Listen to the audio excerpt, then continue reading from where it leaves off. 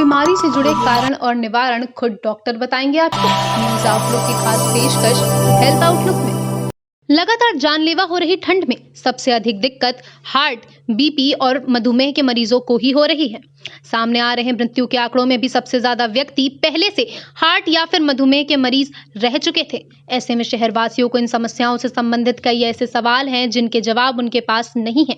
शहरवासियों को ठंड में खुद को बचाने और इन बीमारियों से संबंधित जागरूकता बढ़ाने के लिए हमारी टीम पहुंची family care OPD centre Kalyanpur में, जहां हमारी संवाददाता ने की वहां के डॉक्टर योगेश कुमार मिश्रा से खास बातचीत। तो आइए सुनते हैं। नमस्कार दोस्तों, आप सभी का स्वागत है हमारे कार्यक्रम हेल्थ आउटलुक में। इस समय हमारी टीम आ पहुंची है family care OPD centre Kalyanpur में, जहां पे हमारे साथ मौजूद हैं शहर के जाने माने डॉक्टर योगेश कुमार मिश्रा जी, जो कि एमबीबीएस एमडी हैं। आइए मिलकर जानते हैं उनसे उनके एक्सपीरियंसेस के बारे में और किन किन समस्याओं से संबंधित रोगों का ये निवारण करते हैं, लोगों को किस तरह से सुविधा पहुंचा रहे हैं और विगत कितने वर्षों से ये इस कार्य क्षेत्र में निरंतर कार्य कर रहे हैं। नमस्कार सर, आपका बहुत बहुत स्वागत है हमारे कार्यक्रम हेल्थ आउटलुक में। सर, सबसे पहले हमें ये बताएं कि आप कहाँ के मूल निवासी हैं और कहाँ के रहने वाले हैं। Okay, good morning news outlook India. मेरा नाम डॉक्टर योगेश कुमार मिश्रा है। मैं बेसिकली प्रतापगढ़ ज़िले का रहने वाला हूँ, यूपी प्रतापगढ़। और मैंने अपनी एमबीबीएस की पढ़ाई कानपुर शहर के जीएसवीएम मेडिकल कॉलेज से किया और वहीं से मैंने अपना एमडी मेडिसिन का भी कोर्स किया है। तो मेरा both courses MBBS and MD from Kanpur जी। As he said that both the courses MBBS and MD both he has completed from GSVM Ganesh Shankar विद्यार्थी महाविद्यालय कानपुर से इन्होंने किए हैं, कानपुर के ही हैं ये। सर, आप किन किन समस्याओं से का निवारण के लिए आप काम कर रहे हैं, क्या क्या स्पेशलिटी है जिसके लिए आप वर्क कर रहे हैं। बेसिकली मैं फिजिशियन हूँ और मैं डायबिटीज़, हाइपरटेंशन, श्वास और आपका जो एब्डोमेन, छोटे मोटे पेट से संबंधित बीमारी, उसका भी इलाज हम करते हैं। तो बेसिक हमारा है cardio, diabetes and hypertension. Okay. So as he said that basically he is working with the problems of cardiologist, cardio की हार्ट की संबंधित समस्याएं उनसे, और जो डायबिटीज़ के पेशेंट्स हैं उनसे ये डील करते हैं, और साथ में जो रेस्पिरेशन से संबंधित प्रॉब्लम होती है, रेस्पिरेटरी सिस्टम से संबंधित प्रॉब्लम होती है, उस पर भी ये वर्क कर रहे हैं। सर, अच्छा हमें ये बताएं सॉरी सर, यहाँ के अलावा जो फैमिली केयर ओपीडी सेंटर है जो कल्याणपुर में स्थित है, जहाँ पे हम इस समय बैठे हुए हैं, इसके अलावा क्या आप किसी और भी हॉस्पिटल या कहीं और भी वर्क करते हैं। जी, मैं रामा मेडिकल कॉलेज में एज ए असिस्टेंट प्रोफेसर काम करता हूँ। और अपनी सेवाएं यहाँ पे फैमिली केयर ओपीडी सेंटर को भी देता हूँ। ओके सर, तो आप देख सकते हैं सर, सिर्फ यहीं पे इनका जो कार्यक्षेत्र यहीं पे सीमित नहीं है, बहुत ही स्थान है जहाँ पे वो जाके बराबर अपनी सेवाओं से लोगों को लाभान्वित कर रहे हैं। सर, ये बताइए, सबसे पहली आजकल हम देख रहे हैं लोगों को कि चेस्ट में पानी भर जाता है, ठीक है, और उसे टीबी बोली जाती है आगे चल के। तो सर, ऐसा ये क्यों होता है? क्या ये कोई आनुवांशिक बीमारी है कि जन्म से या माता पिता की किसी न्यूट्रिशन में किसी कमी से होता है, या सर किस प्रकार से टीबी लोगों के अंदर पहुंच रही है ये समस्या। बेसिकली जो लंग्स में, फेफड़ों में लोगों को बताते हैं कि पानी भर गया है, जिसको कि साइंटिफिक लैंग्वेज में बोलते हैं प्लूरल इफ्यूजन। तो प्लूरल इफ्यूजन के बहुत से कारण होते हैं। आपका जो मोटा कारण है, ये आप समझिए मेजर जो कारण होता है, वो सबके दिमाग में पहली बार यही आता है कि ये ट्यूबरकुलर काज की वजह से हुआ है। तो टीबी का जो इन्फेक्शन होता है वो प्लूरल कैविटी, जो प्लूरल मेम्ब्रेन होती है, उनको इन्फेक्ट करती है। वहाँ का फ्लूइड इकट्ठा होता है, तो लंग्स के बाहर जो जिसका मेम्ब्रेन होता है उसके बीच पानी आ जाता है, जिसको कि बोलते हैं टीबी के कारण प्लूरल इफ्यूजन। चोट लगने से भी लंग्स में पानी आ सकता है, या जो जिसको हीमोथोरैक्स बोलते हैं, प्लूरल इफ्यूजन वहाँ पे भर जाता है, पानी भर जाता है जो चोट की वजह से, तो वहाँ कभी कभी ब्लड आ जाता है, वो उसको भी हम लोग प्लूरल इफ्यूजन ही बोलते हैं। तो उसके लिए बेसिक ये होता है कि जो पानी है फेफड़े में, उसको निकाला जाता है, प्लूरल टाइपिंग की जाती है, जांच के लिए भेजते हैं, ट्यूबरकुलर जांच के लिए और बैक्टीरियल जांच के लिए। तो फिर उसमें जो डायग्नोसिस बनती है उसके आधार पे हम आगे का ट्रीटमेंट करते हैं। May be due to bacterial infection, viral infection और tubercular, all the causes may be, but on the basis of examination and result of the investigation we proceed for the treatment. Yes. Okay, so as sir said that जो ये जो problem है TB वाली, जो लोग के अंदर chest में पानी आ जाता है, तो उसके लिए प्रॉपर एक्सपेरिमेंट्स के बाद ही, उसका जो एग्जामिनेशन करने के बाद ही उसका ट्रीटमेंट होता है, उसके बाद फर्दर जो प्रोसीडिंग होती है उसके अकॉर्डिंग की जाती है। ठीक है सर, हमें ये बताएं जैसे इस समय सर ठंड चल रही है और जो लोग हैं स्पेशली जो वृद्ध लोग हैं, बूढ़े लोग हैं, उनको बहुत ज़्यादा प्रॉब्लम होती है ठंड में। और हार्ट पेशेंट्स को आप इस समय देख रहे हैं टीवी में, हम रोज़ देख रहे हैं इतने लोगों की मौतें गई, कार्डियोलॉजी में डेली लोगों की मौतें और ये सिर्फ ठंड की वजह से। तो सर ठंड से बचने के लिए और ये हार्ट प्रॉब्लम से बचने के लिए जो स्पेशली जो वृद्ध जन है उनको क्या सजेशंस हैं आपके? देखिए, ओल्ड एज के लिए मैं ये कहूँगा, सजेशन दूँगा, इस समय बहुत ज़्यादा कोल्ड है, ठंड बहुत ज़्यादा पड़ रही है। तो हमारी जो ब्लड सर्कुलेशन होती है, उसमें ब्लड सर्कुलेशन की जो ब्लड वेसल्स होती हैं, वो सिकुड़ जाती हैं। तो जिससे हाइपरटेंशन का बहुत ज़्यादा मतलब प्रभाव आता है। या फिर जो बीपी, शुगर के मरीज़ हैं, पहले से ही है ब्लड प्रेशर या शुगर जिनको है, उनका वो प्रेशर डिरेंज हो जाता है, जिसकी वजह से उनको साँस फूलने की दिक्कत या ब्लड प्रेशर काफ़ी कुछ बढ़ जाता है ओके। और चेस्ट पेन आता है। तो मेरा सजेशन ये रहेगा कि पहली बात तो ठंड बहुत ज़्यादा है, तो सुबह जो रेगुलर एक्सरसाइज करते हैं या मॉर्निंग वॉक के लिए जाते हैं लोग, तो हल्की सी धूप हो जाए या कुछ देर बाद जाएँ, जब ओके। उनके लिए सूटेबल टाइम हो, लगे कि बहुत थोड़ा ठंड कम हो गई तब निकलें। बहुत ज़्यादा ठंड में बाहर ना निकलें। बिल्कुल। रेगुलर एक्सरसाइज, थोड़ा सा अभी बहुत हैवी एक्सरसाइज ना करें। अपनी मेडिसिन जो कि बीपी या शुगर की चल रही हैं, उसको बहुत ही नियमित ढंग से लें और उसको मेज़रमेंट भी करते रहें। घर पे ओके। इलेक्ट्रॉनिक मशीन से ब्लड प्रेशर, शुगर मापते रहें। और अगर गड़बड़ लग रहा है, उनका डिरेंज हो रहा है, दवा से कंट्रोल नहीं है, तो अपने डॉक्टर से सलाह लें। ओके। तो जैसा कि सर का कहना है कि ठंड बहुत ज़्यादा है इस समय, आप देख सकते हैं जो पारा 2 डिग्री के नीचे भी पहुँच गया है कानपुर का। तो उनका जो वृद्धजन है, सिर्फ़ कानपुर के ही लोग नहीं, इवन जो बाहर के लोग जो भी इसको देख रहे हैं, सुने कि जो भी वृद्धजन है अर्ली मॉर्निंग अगर आप मॉर्निंग वॉक पे जाते हैं, एक्सरसाइज़ हैवी कर रहे हैं, तो आप उसे बिल्कुल भी का निरंतर ना रखें। आप वॉकिंग करें, लेकिन थोड़ा-सा दिन बढ़ने के बाद करें, थोड़ा-सा धूप आने के बाद करें। और एक्सरसाइज़ अगर आप हैवी कर रहे हैं तो उसको थोड़ा-सा अपने वर्कआउट में कमी करें और प्रयास ये करें कि ठंड में बाहर कम निकलें। तो बहुत अच्छा सर। सर ये बताइए कि हार्ट अटैक, हार्ट स्ट्रोक पड़ना, तो कई बार ऐसा होता है कि हार्ट अटैक पड़ा, लोग की डेथ हो जाती है। और ऐसा भी होता है कि हार्ट अटैक पड़ने के बाद बहुत टाइम तक इंसान जीवित होता है, फिर उसके बाद डेथ हो जाती है। तो कारण ये आता है कि लोग पहचान ही नहीं पाते कि उसको हार्ट अटैक पड़ा है। सर एक बहुत ही इंपॉर्टेंट क्वेश्चन जो हमारी जनता को पता होना चाहिए कि सर हार्ट अटैक के लक्षण क्या है? कैसे पहचाने किसी पर्सन को हार्ट अटैक पड़ा है? ये बहुत ही इंपॉर्टेंट क्वेश्चन है, बेसिक चीज़ें लोगों को जानना चाहिए। एक्चुअली हार्ट अटैक आने का ये मतलब है कि आपके जो हार्ट है, वो जो धड़क रहा है, हार्ट को अपना काम करने के लिए भी उसको ब्लड की आवश्यकता होती है, उसको जी। भी खून चाहिए, न्यूट्रिएंट्स चाहिए।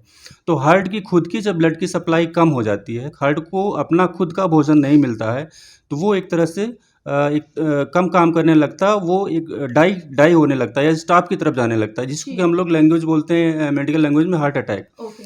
तो ये हार्ट अटैक कई तरह का होता है। स्टार्टिंग में जो बेसिक जो क्लासिकल सिम्पटम होता है हार्ट पेन का, हार्ट अटैक का, वो होता है कि आपका लेफ्ट साइड, लेफ्ट चेस्ट में पेन होगा और वो रेडिएट करता है। यानी कि आपका लेफ्ट साइड में पेन होगा और आपकी बाँह में या बैक में, साइड में जाएगा, भागेगा, रेडिएट होगा। ओके।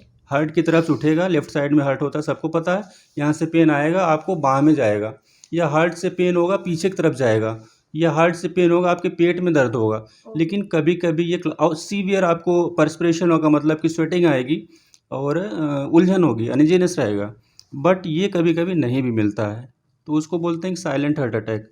तो बेसिक तो लगभग 70-80% में आपको ये मिलेगा कि क्लासिकल चेस्ट पेन आएगा, रेडिएट होगा, अनईज़ीनेस होगा, सीवियर स्वेटिंग होगी और हो सकता है कि आदमी थोड़ा-सा मूर्छित हुई अवस्था में भी जा सकता है। ओके। ऐसा अगर मिलता है तो आप तुरंत मरीज़ को कार्डियोलॉजिस्ट को दिखाएँ। ओके। ओके, तो सर का कहना है कि जो लेफ्ट साइड पे आपका हार्ट स्थित है, तो वहाँ पे पेन स्टार्ट होके ये बैक पे जाएगा, हैंड तक जाएगा और पूरे बॉडी में रेडिएट होता है, फिर स्टमक तक भी ये पहुँचता है। तो लेकिन कई बार साइलेंट हार्ट अटैक भी होता है जिसे आप पहचान नहीं पाते हैं, तो अगर ऐसी स्थिति है सीधे आप अपने कार्डियोलॉजिस्ट के पास पहुँचे। अच्छा सर ये बताइए, मान लीजिए किसी इंसान को हार्ट अटैक पड़ा, तो तुरंत उसको मूवमेंट में करना, लेकर जाना, इज़ इट ओके या घर पे उसको पहले कोई प्रिकॉशन देना चाहिए? अच्छी बात है। पहली बात तो मरीज़ को या जिसको आपको लग रहा है कि इनको हार्ट अटैक के चांसेस हैं, इनको हुआ है, तो आप इसको प्लेन बेड पे पेशेंट को लेटाइए। अगर आपके पास ब्लड प्रेशर मेज़रमेंट और शुगर मेज़रमेंट की कुछ मशीनें हैं, इलेक्ट्रॉनिक मशीन है, तो उससे आप नाप लीजिए। और बेसिक जो रिक्वायरमेंट होती है, 3 मेडिसिन आप लोग याद रखिए, एक इकोस्प्रिन होती है, एक एटोरवा होती है और एक होता है सॉर्बिट्रेट। ये सब आदमियों को जिनके घर में ऐसे वृद्धजन हैं या जिनको कार्डियक बीमारी है, तो उनको चाहिए कि 3 टैबलेट अवश्य रखें, उनके पास अपने घर में भी रखें या जो मरीज़ है उनको भी रखें। ये आप 3 टैबलेट दे देंगे अगर इकोस्प्रिन खिला दिया, एटोरवा खिला दिया और आपका सॉर्बिट्रेट दे दिया, तो 90% वो मरीज़ अगर उसको हार्ट अटैक आया भी होगा, तो बच जाएगा, और नहीं भी आया होगा तो ये नुकसान नहीं करेगी, सेफ रहेगी। तो आप देख सकते हैं ये जो फैक्टर सर ने अभी बताया ये बहुत ज़्यादा इंपॉर्टेंट है। जो 3 मेडिसिन सर ने बताई हैं, सर एक बार ज़रा ज़ोर से उन तीनों मेडिसिन का प्लीज़ नाम लें। हाँ, इकोस्प्रिन करके आती है tablet Ecosprin 75 milligram, tablet atorva 80 milligram या 40 मिलीग्राम जो भी अवेलेबल हो, एंड टैबलेट सॉर्बिट्रेट जिसको कि हम लोग बोलते हैं कि जीभ के नीचे रख के चूस लीजिए तो हार्ट का पेन चला जाता है।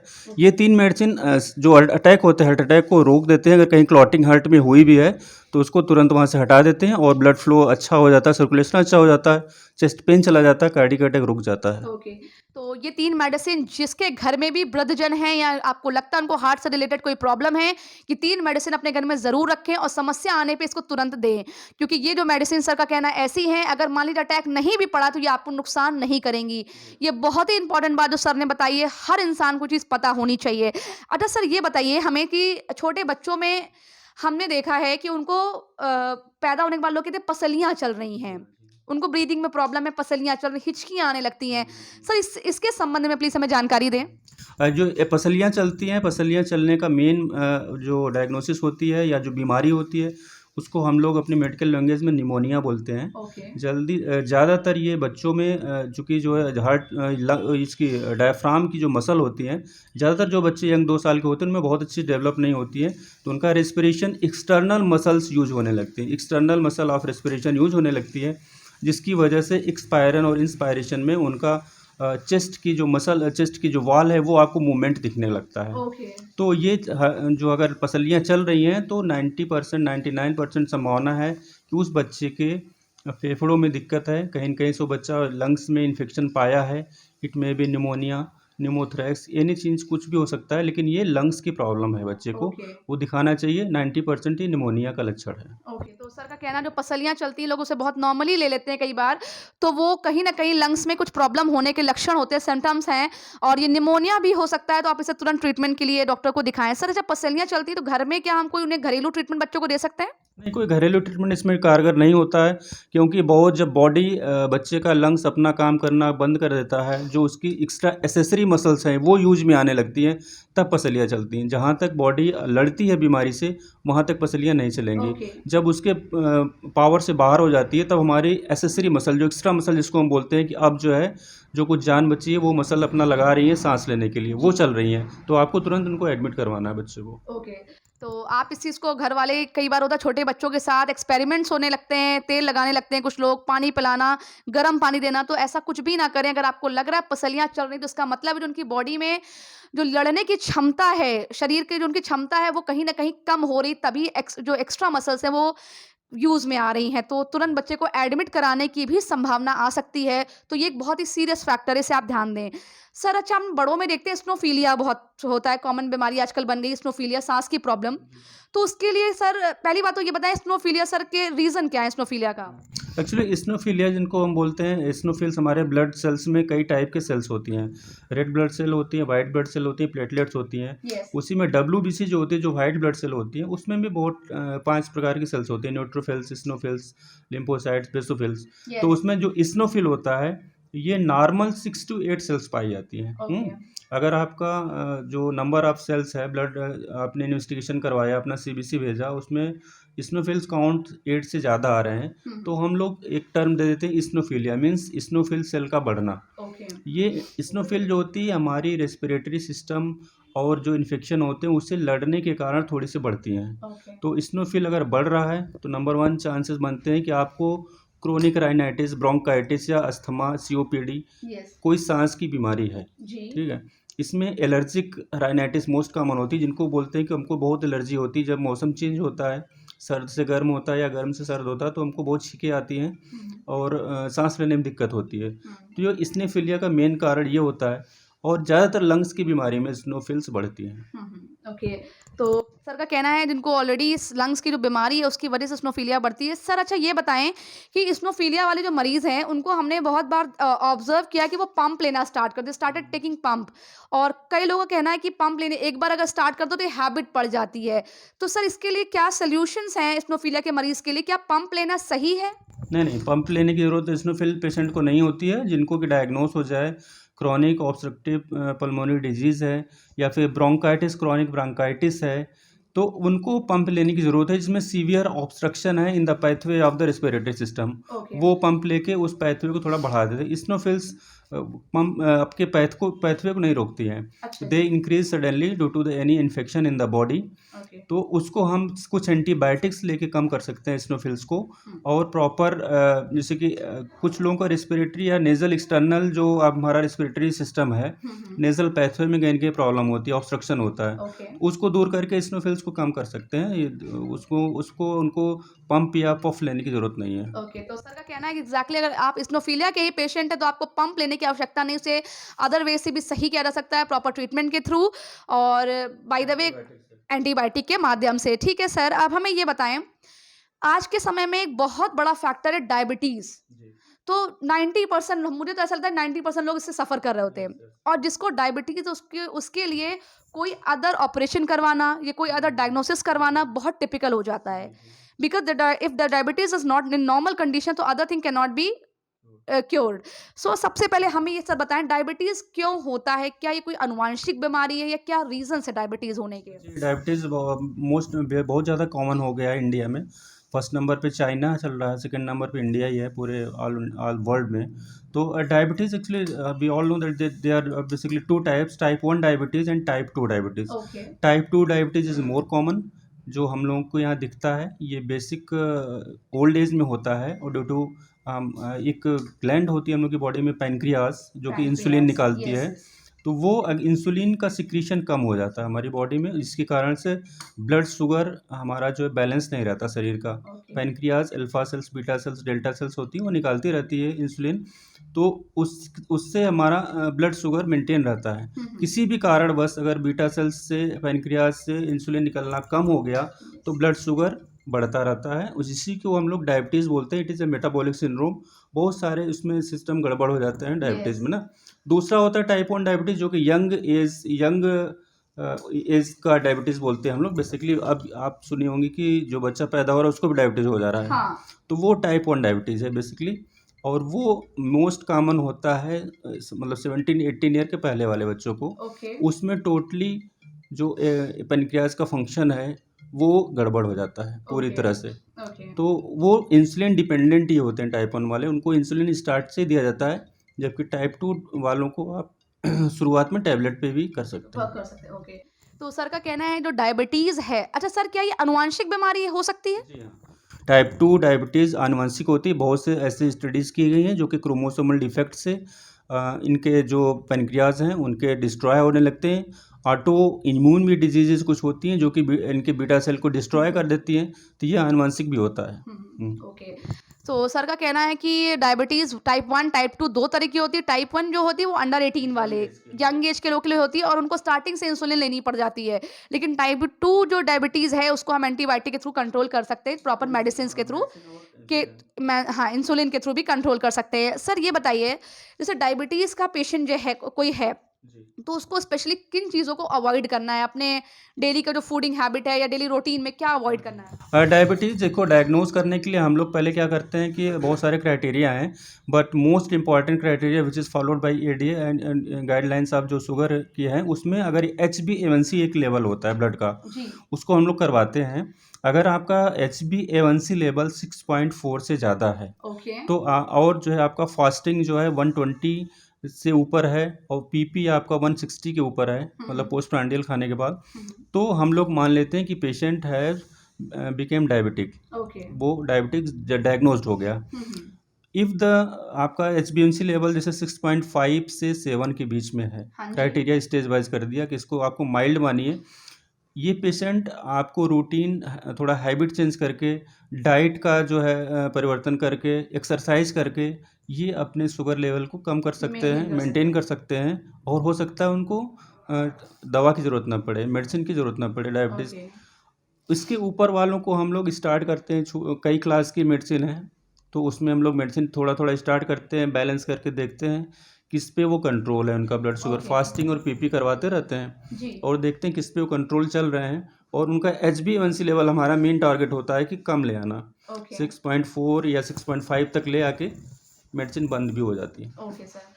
तो सर का कहना है ये जो डायबिटीज़ है इसके जो प्रॉपर अगर आप अपना एक्सरसाइज रूटीन में रहेंगे, प्रॉपर डाइट करेंगे तो उससे भी आप अपने डायबिटीज़ लेवल को मेंटेन कर सकते हैं।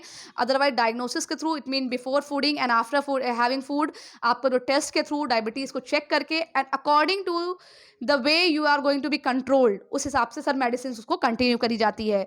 Okay sir. सर एक क्वेश्चन ये है कि जब मैंने डायबिटीज़ पेशेंट को देखा इवन हमारे फैमिली में ही मेंबर एक लोग हैं तो उनके जब उनका डायबिटीज़ जो लेवल है वो अप होता है, बढ़ती है डायबिटीज़ तो उनके पैरों में छाले पड़ जाते हैं और छालों में कई बार पस आ जाता है। सर तो ये ऐसा क्यों होता है या इसके लिए क्या सजेशंस आपको कैसे उन्हें कंट्रोल करना है? देखिए, जो इनका डायबिटिक बहुत टाइम से रहा हो, काफ़ी लंबे टाइम से डायबिटीज़ हो, जिनको क्रॉनिक बोलते हैं पेशेंट को, chronic diabetes for more than 10 या 15 ईयर, और उनको जो है कंट्रोल में ना रहा हो शुगर, कभी जी, उन्होंने जी। मेडिसिन लिया हो, कभी छोड़ दिया हो, या ब्लड शुगर उनका कभी अप डाउन होता रहता हाँ है। जी। ऐसे लोगों को क्या होता है, डायबिटिक न्यूरोपैथी होती है। मीन्स जो हमारी नर्व सप्लाई है पूरे बॉडी की, जो कि हमको सेंसेशन देती है, जिससे हमको कोल्ड, हीट, टेम्परेचर, टच पता चलता है। हर चीज़ की नर्व्स होती हैं, वो नर्व्स में की शून्यता आ जाती है, उनका उनका सेंसेशन कम होने लगता है, उनको हमारा एहसास कम हो जाता है नर्व्स की, उसको बोलते हैं डायबिटिक न्यूरोपैथी। उसकी वजह से हमको कोल्ड या जो है हीट या टच, टेम्परेचर, पेन पता नहीं चलता है। ओके। तो मान लो कोई ओल्ड एज का बंदा है जिसको कि 10 से 15 साल से डायबिटीज़ है, उसको डायबिटिक न्यूरोपैथी हो गई, तो वो चलेगा, अभी कहीं ठोकर लग गई तो उसको चोट का एहसास नहीं होगा। एहसास नहीं होगा, ओके। या आग, जैसे इसमें ठंड है, लोग जो है गांव में जला के तापते हैं, अलाव जलाते हैं, हाँ, तापते हैं, वो जल जाएंगे तो उनको पता नहीं चलेगा। या बहुत पास होके भी सेकेंगे हाथ, तो हाथ भी जल जाएगा या पैर भी जल जाएगा तो उनको एहसास नहीं होगा, जी, जी। जिसके कारण से उनको ये दिक्कत आती है। ओके। तो सर का कहना है जो लॉन्ग टर्म से जो डायबिटीज़ से सफ़र कर रहे हैं लोग, उनको इस तरह की प्रॉब्लम आती है, छाले पड़ जाते हैं पैरों में, घाव हो जाते हैं और और ये जो रीज़न है वो मेन ये है आपका प्रॉपर डायबिटीज़ की मेडिसिन्स को कंटिन्यू ना करना या आपको बी कंट्रोल में ना रखना डायबिटीज़ शुगर लेवल को, और सेकंड थिंग आपका जो ब्लड प्रेशर है उसको भी आपको प्रॉपर ऑब्ज़र्व ना कर पाना, उसकी प्रॉपर मेडिसिन ना लेना। सो बहुत अच्छा सर। सर ये बताइए इस समय ठंड चल रही है, तो जो यंग जनरेशन के लोग हैं, बच्चे हैं और बूढ़े हैं, प्लीज़ आप सजेशन दें किस तरह से उनको अपनी लाइफ़स्टाइल इस समय कंटिन्यू करनी कि वो ठंड से भी बच पाएँ और हार्ट से रिलेटेड डिसीज़ेज़ से बच पाएँ? देखिए, बच्चों को बेसिकली, बच्चे और ओल्ड एज को ज़्यादा बचाना है, क्योंकि ये ज़्यादा प्रोन होते हैं ठंड के लिए और सारी चीज़ों के लिए। यंग जनरेशन काफ़ी कुछ सह लेती है, तो यंग जो बच्चे हैं उनको, जो लेस देन 12 ईयर हैं, 10 ईयर हैं बच्चे, उनको क्या करना है कि प्रॉपर कपड़े पहना के रखना है, बहुत ज़्यादा ठंड में ना निकलें, सर्दी ना लगे, पानी से ज़्यादा उनको खेलने वगैरह ना दें, बाहर ना जाने दें, और जाएँ भी तो प्रॉपर बढ़िया कपड़े वूलन पहना के, कान ढक के बाहर निकालें। सर्दी से मतलब ठंड से उनको बचाना है, क्योंकि वो भी खेलते रहते हैं, उनको पता नहीं चलता, ठंड लग जाती, फिर सर्दी, ज़ुकाम, कोल्ड, कफ़, फीवर सब कुछ हो जाता है और उनका हेल्थ जो है गड़बड़ हो जाता है। सेम थिंग होती है ओल्ड एज के लिए। ओल्ड एज के लोग होते हैं, उनको भी ठंड बहुत लगती है, प्लस अगर उनको कोई बीमारी है जैसे कि हाइपरटेंशन, डायबिटीज़ या सांस का बीमारी है, तो ये कोल्ड में ये बढ़ता है, इनहेंस करता है, तो आपको बचा के रखना है, प्रॉपर अपना हेल्थ को ध्यान में रखना है, और कोई ब्लड प्रेशर, शुगर, सांस की जो दिक्कतें उसकी दवाइयाँ लेनी है टाइमली, प्लस मेजरमेंट भी करना है। मेजरमेंट करना है। तो सर का कहना है छोटे बच्चे हैं तो उनको बिल्कुल घर के बाहर जितना हो सके जाने ना दें, उनको घर के अंदर ही रखें और उनको प्रॉपर कवरिंग के साथ ही घर से बाहर जाने दें। और जो ओल्ड एज पीपल हैं उनको लिए सबसे बड़ा सजेशन तो ये है कि वो अपनी मेडिसिन्स को बहुत प्रॉपरली वो कंटिन्यू करें, और अगर आप हार्ट के, बीपी, शुगर के पेशेंट हैं तो कंटिन्यू उसको ऑब्जर्वेशन में रखें कि आपका बॉडी का कोई भी सिस्टम अप एंड डाउन होना नहीं चाहिए, बैलेंस बना रहे। तो इसी के साथ हमारे साथ आज मौजूद है डॉक्टर योगेश मिश्रा जी। सर बहुत अच्छा लगा आपसे बातचीत करके, और जिस तरह से इन्होंने आज हमको जानकारी दी, जो टर्म्स इन्होंने आज हमको बताए, वो एक बहुत जनरल क्वेश्चंस हम लोगों ने इनसे बातचीत करके पता किया, जो हर एक वर्ग के व्यक्ति को पता होना चाहिए अपनी डेली लाइफ को प्रॉपरली कंटिन्यू करने के लिए। जी धन्यवाद सर हमारे कार्यक्रम में आने के लिए।